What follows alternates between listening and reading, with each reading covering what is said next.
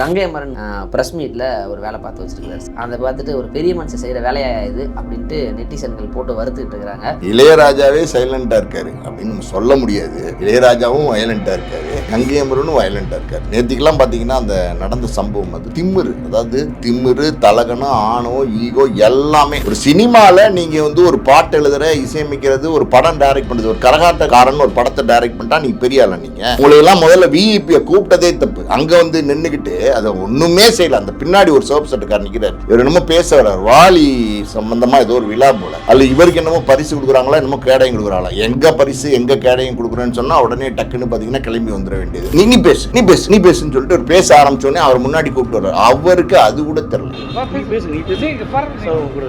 இப்ப வயசு என்ன அவருக்கு? 78 80? வயசு 78 80 வந்துகிட்டு இங்க பாருங்க அந்த மேடல் நின்று பின்னாடி இருந்தோடு உத்து உத்து பார்த்தாராம். நான் பின்னாடி இருந்தோடு உத்து உத்து பார்க்கறது எப்படிங்க உனக்கு முன்னாடி தெரியும்? யாரு பேசணுமோ முக்கியஸ்தர்கள் யாரோ அவங்க பேச விடுங்க. எதுக்கு பின்னாடி நின்று இப்படி பண்ணிட்டே இருக்கீங்க? இந்த முறையெல்லாம் மாத்தணுங்க. ஆமா, நீங்க முக்கியஸ்தர்னு சொல்லி உங்களை கூப்பிட்டு வந்து மேடையில் நிறுத்துறாங்க. நீங்க முக்கியமான ஆளு, ஏதோ அறிவு சார்ந்து பேசுவீங்க, வாலி சார்ந்த ஒரு விழால நீங்க ஏதாவது ஒரு 4 பாட்டு வந்து சுட்டி காட்டி பேசுவீங்க, பழைய சம்பவங்கள் ஏதாவது 2 விஷயத்த பேசுவீங்க அப்படிங்கிறதுக்காக உங்களை மேடையில் வந்து நிறுத்துறாங்க. நீங்க முக்கியமான ஆள்னா நீங்க முக்கியமான ஆள் மாதிரி நடத்துக்கலையே, நீங்க சல்லி மாதிரில நடந்துக்கிறீங்க. உங்களுக்கு இவ்வளவு பெரிய உயரத்தை உச்சத்தை யார் கொடுத்தது? இந்த ரசிகர்கள் தானே கொடுத்தாங்க, இந்த தமிழ் ரசிகர்கள் தானே கொடுத்தாங்க. இன்னைக்கு நீங்க கங்கை அமரன் அடையாளப்படுத்தப்படுறீங்கன்னா இவங்க கொடுத்த அடையாளம் தானே. அப்படி இருக்கும்போது அந்த அந்த ரசிகர்களை கூட உங்களுக்கு மதிக்க தெரியாதா? மக்களே, அன்பு வணக்கம். இன்னைக்கு நம்மளோட பாலாஜி சார் இருக்காரு. சார் வணக்கம். வணக்கம். ஸோ இசை உலகில் தவிர்க்க முடியாத ஜாம்பவானாக இருக்கிறவர் தான் இளையராஜா அவர்கள். அவரை எல்லா தினமும் தமிழ் ரசிகர்கள் கொண்டாடிக்கிட்டு தான் இருக்கிறாங்க. ஆனால் இடையில நீங்கள் அவர் சும்மா இருந்தாலும் அவர் கூட சும்மா இருக்க மாட்டேங்கிற மாதிரி கங்கை அமரன் வந்து எங்கள் அண்ணனை பற்றி நான் தான் பேசுவேன், நான் அப்படித்தான் பண்ணுவேன் அப்படிலாம் நிறைய தேவையில்லாதெல்லாம் சில விஷயத்தை பேசிட்டு போயிரு. சில சமயம் இளையராஜா அவர்களே பண்ணுறது வந்து இசைக்கு அப்பாற்பட்டு தனி மனிதனா ஏன் இப்படி நடந்துக்கிறாங்க அப்படிங்கிற விமர்சனங்களை சந்திச்சு வருது. சமீபத்தில் அதுவும் சமூக வலைதளங்கள் அதிகமாக பெருகினதுக்கு பிறகு இது இப்போ கங்கை அமரன் மறுபடியும் ஒரு விஷயத்தில் மாட்டியிருக்கிறாரு. ப்ரெஸ் மீட்டில் ஒரு வேலை பார்த்து வச்சுருக்கிறாரு சார். அதை பார்த்துட்டு ஒரு பெரிய மனுஷன் செய்கிற வேலையா இது அப்படின்ட்டு நெட்டிசன்கள் போட்டு வருத்துக்கிட்டு இருக்கிறாங்க. பார்த்தீங்களா அந்த வீடியோ? முக்கியமான ஏரியால எல்லாம் போனீங்கன்னா அந்த பெரிய தாதா இருக்கார்ல, அவர் சைலண்டாக தான் இருப்பார். அவரை பார்த்தா தாதாவான்னு நம்ப முடியாது, பல சம்பவம் செய்கிறவர். ஆனால் பார்த்தீங்கன்னா இந்த அல்லு சிலுங்கள்லாம் இருக்குங்களா, ஏய் யார் தெரியுமா, ஏய் யார் தெரியுமா, நான் யார் தெரியுமா அப்படிங்கிற மாதிரி சவுண்ட் விட்டுருப்பாங்க ஏரியாவில். அவங்கள யாருமே மதிக்க மாட்டாங்க. ஆனால் சும்மாவாச்சும் பார்த்தீங்கன்னா அப்படியே வந்து சுற்றிக்கிட்டு ஏய் யார் தெரியுமா அப்படி இப்படின்னு கேட்டுருப்பாங்க. அந்த மாதிரி பார்த்தீங்கன்னா கம்பு சுற்றுவாங்க. அந்த மாதிரி பார்த்தீங்கன்னா இளையராஜாவே சைலண்ட்டாக இருக்கார் அப்படின்னு நம்ம சொல்ல முடியாது. இளையராஜாவும் வயலண்ட்டாக இருக்கார், கங்கை அமரனும் வயலண்ட்டாக இருக்கார். நேற்றுக்கெல்லாம் பார்த்தீங்கன்னா அந்த நடந்த சம்பவம் அது திமிரு, அதாவது திமிரு, தலகணம், ஆணவம், ஈகோ எல்லாமே. அதாவது அவர் கங்கை அமரன்னா என்ன பண்ணிட்டாரு? கங்கை அமரன் நான் கேட்குறேன், என்ன பண்ணிட்டாரு கங்கை அமரன்? பாட்டு எழுதினார், இசையமைச்சார், டைரக்ட் பண்ணார், வேறு என்ன பண்ணிட்டாரு? என்ன பெரிய சாதனை பண்ணிட்டாரா கங்கை அமரன்? என்ன ஒரு சினிமாவில் நீங்கள் வந்து ஒரு பாட்டு எழுதுற, இசையமைக்கிறது, ஒரு படம் டைரக்ட் பண்ணுறது, ஒரு கரகாட்டக்காரன் ஒரு படத்தை டைரக்ட் பண்ணிட்டா நீங்கள் பெரிய ஆளா? நீங்கள் இன்றைக்கி இருக்கிற 10 வயசு 12 வயசு பையன்லாம் டைரக்ட் பண்ணுறான், லேட்டஸ்ட்டாக டெக்னாலஜி யூஸ் பண்ணி டைரக்ட் பண்ணுறான். அதெல்லாம் ஒன்றும் பெருசு இல்லை. ஒரு காலத்தில் தான் ஐயோ டைரக்ட் பண்ணிட்டாருன்னாங்க. இப்போல்லாம் பார்த்தீங்கன்னா வரவன் போகிறவங்களாம் டைரக்ட் பண்ணிட்டு போயிட்டு இருக்கான். அசால்ட்டாக டைரக்ட் பண்ணி பார்த்தீங்கன்னா அடிக்கிறான், 100 கோடி 200 கோடி 300 கோடின்னு அடிச்சுட்டு போயிருக்கிறான். இதெல்லாம் ஒரு சாதனைன்னு நீங்கள்லாம் உங்களையெல்லாம் முதல்ல விஇபியை கூப்பிட்டதே தப்பு. அங்கே வந்து நின்றுக்கிட்டு அதை ஒன்றுமே செய்யலை. அந்த பின்னாடி ஒரு சோப்பு சட்டுக்காரர் நிற்கிறார். இவர் என்னமோ பேச வர்றார், வாலி சம்பந்தமாக ஏதோ ஒரு விழா போல. அல்ல இவருக்கு என்னமோ பரிசு கொடுக்குறாங்களா, என்னமோ கேடயம் கொடுக்குறாங்களா. எங்கே பரிசு எங்கே கேடயம் கொடுக்குறேன்னு சொன்னால் உடனே டக்குன்னு பார்த்தீங்கன்னா கிளம்பி வந்துட வேண்டியது. போட்டு வந்துட்டு அதாவது பரிசு வாங்குறதுக்கு ரெடியாக ட்ரெஸ்ஸை போட்டு வந்துட்டு பார்த்தீங்கன்னா அந்த மேடையில் நின்று பேச வர்றாரு. பேச வர்றதுக்கு பின்னாடி ஒரு சிவப்பு சட்டக்காரர் நிற்கிறார். நான் அந்த வீடியோவை 4 தடவை 5 தடவை 6 தடவை 8 தடவை 18 தடவை பார்த்துட்டேன். அவர் ஒன்றுமே பண்ணல. அது அப்ராணியாக நிற்கிறாருன்னு சொல்லுவாங்கள்ல, அந்த மாதிரி அப்ராணியாக நிற்கிற ஒரு சிவப்பு சட்டக்காரரை போய் ஒரு அதாவது நீ பேசு நீ பேசு நீ பேசுன்னு சொல்லிட்டு ஒரு பேச ஆரம்பிச்சோடனே அவர் முன்னாடி கூப்பிட்டு வர்றாரு. அவருக்கு அது கூட தெரில. இல்லை சார் இல்லை நீ பேசு அப்படின்னு அவர் நிற்கிறாரு. ஓ கங்கை அமரன் பேச சொல்கிறாரு போல அப்படின்னு சொல்லிட்டு அவர் வந்து இந்த வாலி அப்படி இப்படிங்கிறாரு. நான் போகிறேன், அப்போ ஆள் விடுங்கப்பா அப்படின்னு கிளம்பி போகிறார். அவர் ஒன்று கைப்பிடிச்ச சாரி சார் அப்படிங்கிறாரு. அதாவது அவர் இதுக்கு சாரி கேட்குறாரு. பாவங்க அப்ராணி. நீங்கள் பார்த்தீங்கன்னா அவரை வந்து இவர் நக்கல் பண்ணுறாரு, இவர் நையாண்டி பண்ணுறாரு, பொது மேடையில் கிண்டல் பண்ணுறாருன்னு கூட தெரியாமல் நீ பேசணுன்னு நம்ம பேச சொல்கிறார் போலன்னு சொல்லி முன்னாடி வந்து பேசுகிறாருன்னா அப்போ எவ்வளவு வந்து வெள்ளந்தியான ஒரு மனுஷனாக இருப்பார். அவர் வந்து இப்படி என்ன எப்படி பாருங்க. இப்போ வயசு என்ன அவருக்கு? 78 80? அது வயசு 78 80 வந்துக்கிட்டு இங்கே பாருங்க அந்த மேடையில் நின்றுட்டு எதுக்குங்க அப்படி முறைச்சி பார்க்குறாராம். நான் ஒரே ஒரு சைக்காலஜி ஒரு நியாயமான ஒரு கேள்வி கேட்குறேன். அதாவது அவர் முறைச்சி பார்க்குறது முன்னாடி நின்று முறைச்சி பார்த்தா தெரியும், பின்னாடி நின்று முறைச்சி பார்க்குறது எப்படி உங்களுக்கு தெரியும்? அவர் முறைச்சி பார்த்தாரு ஏன் முறைச்சி பார்த்தாருன்னு எப்படி முறைச்சி பார்த்தாருன்னு நீங்கள் சொல்லுவீங்க?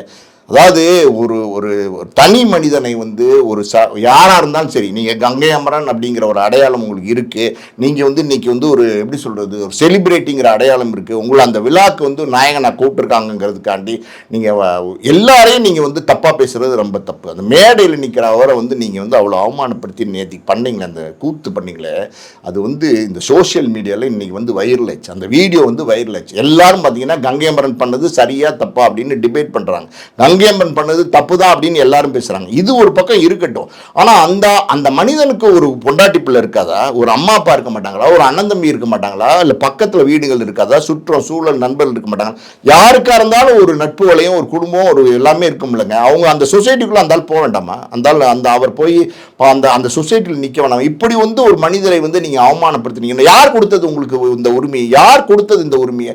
ஒரு கூட இருக்கிற ஒரு சக மனிதரை நீங்கள் வந்து அவர் ஒன்றுமே செய்யலை, ஏதாவது தள்ளி விட்டுட்டாரு, ஏதோ வந்து நடுவில் வந்து பேசினாரு, ஏதோ ஒன்று நடந்திருந்தா கூட நீங்கள் ரியாக்ட் பண்ணுறதுக்கு ஒரு நியாய தர்மம் இருந்திருக்கும். ஒன்றுமே செய்யாதவனா ஒரு பாவம் ஒருத்தனை கூப்பிட்டு வந்து இப்படி வந்து அவருடைய சுயமரியாதையை வந்து நீங்கள் வந்து அட்டாக் பண்ணுறதுக்கு, சுயமரியாதை நீங்கள் டச் பண்ணுறதுக்கு உங்களுக்கு என்ன ரைட்ஸ் இருக்குது? நீங்கள் யாரை வேணாலும் பேசுவீங்க. அப்படி நீங்கள் விஐபி, மற்றவங்கெல்லாம் பின்னாடி இருக்கிறவங்க வார்த்தை சொல்கிறார் பார்த்தீங்களா, முக்கியமான ஆள்களை மட்டும் இங்கே நிற்க வைங்க. யார் பேசணுமோ முக்கியஸ்தர்கள் யாரோ அவங்க பேச விடுங்க. எதுக்கு பின்னாடி நின்று இப்படி பண்ணிட்டே இருக்கீங்க? இந்த முறையெல்லாம் மாற்றணுங்க. இவங்க இப்படி பண்ணிட்டு இருக்கிறதுனால எங்களுக்கு வந்து அந்த முக்கியஸ்தர்கள் வந்து அடையாளப்படுத்தப்படாமல் போயிடுறாங்க அப்படின்னு வருத்தப்படுறாரு. ஆமாம், நீங்கள் முக்கியஸ்தர்னு சொல்லி உங்களை கூப்பிட்டு வந்து மேடையில் நிறுத்துறாங்க. நீங்கள் முக்கியமான ஆள், ஏதோ அறிவு சார்ந்து பேசுவீங்க, வாலி சார்ந்த ஒரு விழாவில் நீங்கள் ஏதாவது ஒரு 4 பாட்டு வந்து சுட்டி காட்டி பேசுவீங்க, பழைய சம்பவங்கள் ஏதாவது 2 விஷயத்தை பேசுவீங்க அப்படிங்கிறதுக்காக உங்களை மேடையில் வந்து நிறுத்துறாங்க. நீங்கள் முக்கியமான ஆள்னா நீங்கள் முக்கியமான ஆள் மாதிரி நடத்துக்கலையே, நீங்கள் சல்லி மாதிரியில் நடந்துக்கிறீங்க சார். முதல்ல வந்து பணம் காசு புகழ் பேர் என்ன வேணா இருக்கலாம் சார். ஆனால்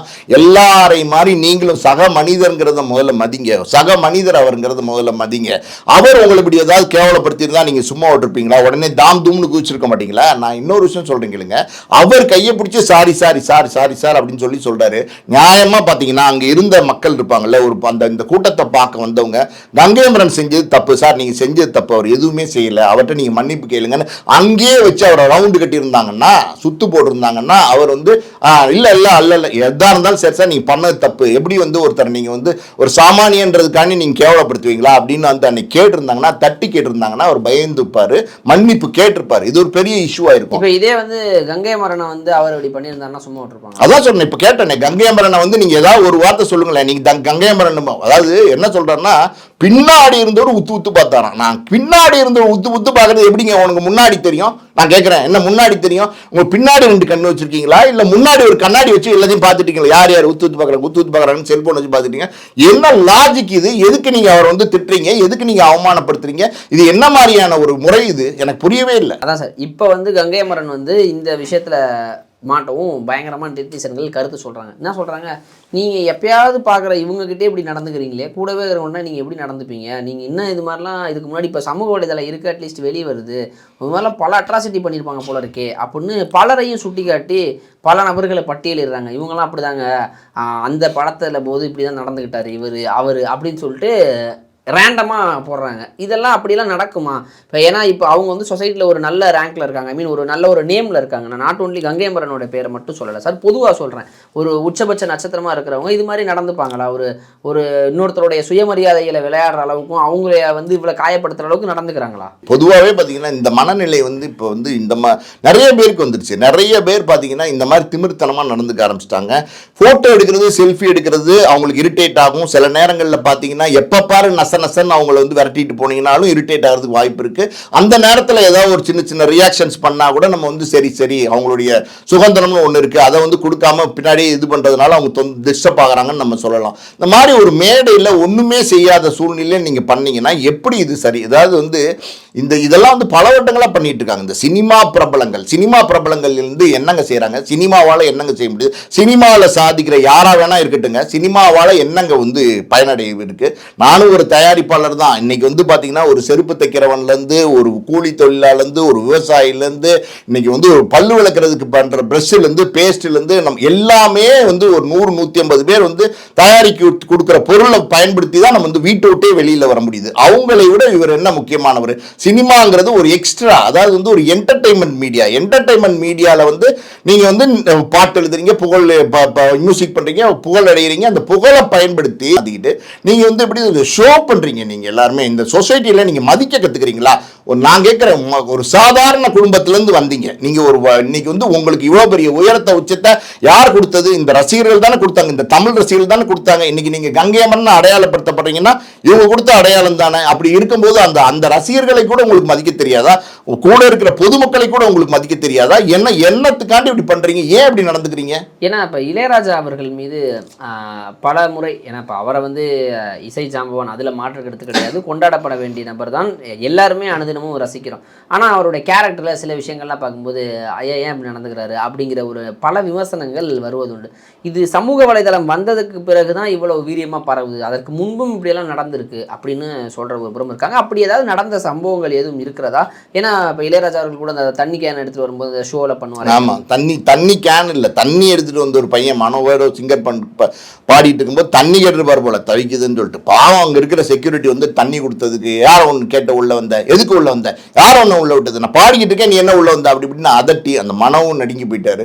அதெல்லாம் வந்து ஒரு சாதாரணமான ஒரு புரிதல். ஒருத்தனுக்கு தண்ணி தவிக்குது, ஒரு நிமிஷம் குடிச்சிட்டு தான் பேசினா என்ன, ஒரு இருமல் வருது, ஒரு விக்கல் வருது, ஒரு தும்மல் வருது, அது கூட தப்புன்னா அப்புறம் நம்ம என்னதான் செய்ய முடியும்? அதாவது எல்லா மனிதர்களுக்கும் ஒரு இருக்கிற உணர்வுகள் தானே இதெல்லாம். நீங்க கேட்டீங்க பல வருடங்களுக்கு முன்னாடி இந்த மாதிரி செஞ்சாங்கன்னா, இவங்க செஞ்ச சேட்டைகளை, இளையராஜா, கங்கை அமரன், இன்னும் பலர் வந்து செஞ்ச சேட்டைகள்லாம் நீங்க சொன்னீங்கன்னா நாரிரும், உண்மைதான். ஆனால் வந்து பார்த்தீங்கன்னா அன்னைக்கு இருக்கிற பிரிண்ட் மீடியாவே இதெல்லாம் எழுத வேண்டாம் அப்படின்னு பல விஷயங்களை தவிர்த்துருக்காங்க. நீங்கள் வந்து ஊடகவியாளர்களை வந்து பல நேரங்களில் வந்து குற்றம் சொல்கிறாங்க, ஆனால் இதெல்லாம் எழுத வேண்டாம், இதெல்லாம் தவிர்த்துட்டு போகலாம் அப்படின்னு சொல்லி அதாவது வந்து இவங்கெல்லாம் முக்கியமான இடத்துல இருக்காங்க, முக்கியமான விஇபிஸாக இருக்காங்க, இவங்களை பற்றி நம்ம எழுதி இவங்களை வந்து அசிங்கப்படுத்த வேணாம் அப்படிங்கிறதுனால பல விஷயங்களை தவிர்த்துட்டு போயிருக்காங்க. எத்தனையோ விஷயங்கள் இருக்குது. இளையராஜா பற்றி சொல்லவா, கங்கை அமரன் பற்றி சொல்லவா, இன்னும் பல பேர் பற்றி சொல்லவா. அதாவது நம்ம யாரையும் தாழ்த்தி பேசுறதுக்கு நினைக்கல, நடந்த சம்பவங்களே இருக்கு. இப்போ நடந்த சம்பவங்களே இருக்கு.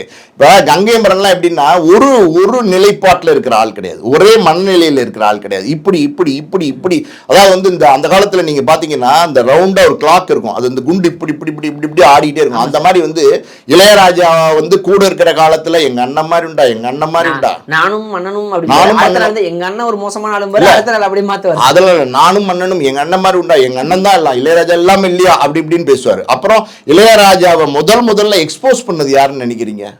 முதல்ல இளையராஜாவை எக்ஸ்போஸ் பண்ணது கங்கை அமரன் தான். வந்து மீடியாவில் வந்து உட்காந்துட்டு நான் போனேன் ஒரு பாட்டு இசையமைக்க போறேன், ஏன்னா உனக்கு இசையமைக்க தெரியும் போடவில்லை அப்படின்னு துரத்தி விட்டாரு.